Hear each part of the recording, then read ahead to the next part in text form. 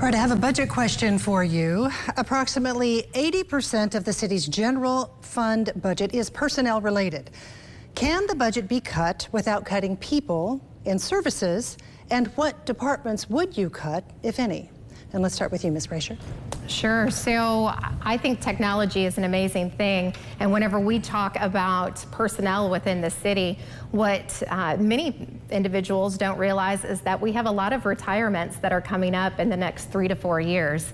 As those individuals retire, I think that gives us time to really look internally and decide whether or not we need to replace those positions. If we do, then absolutely we will replace them. But if we don't, because we've been able to leverage technology in a way that creates more space so that we can use those dollars in different ways, that's something that I believe would be very helpful to the city and to the budget.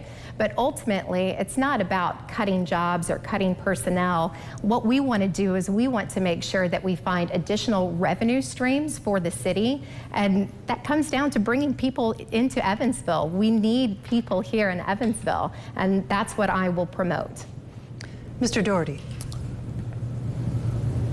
Adding revenue is not the solution.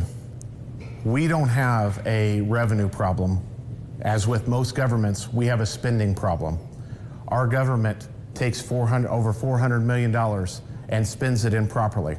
I alluded to it a minute ago. City Council approved $9 million for our Ford Center for a $3 million ribbon board and a $3.6 million concession upgrade after a building's only been 10 years. So no, we don't need to cut staff to save money. We need to control spending in other areas.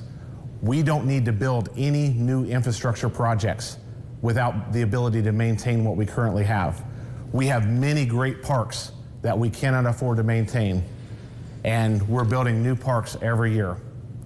So again, 80% personnel, we can still work within those confines and keep everybody on staff, but we need to control the spending of our elected officials for our infrastructure projects. Ms. Terry. One of the first things that I will do is to hire a consultant to make sure that we get a financial picture of where we are. And that's looking at every line possible that we can to see where there might be some savings. We don't want to make any assumptions that we need to cut any positions or departments, because again, we want to offer the best service we possibly can to the residents of Evansville. But not only do we need to look at where there might be need for greater efficiencies and some cost savings, but we also need to generate revenue.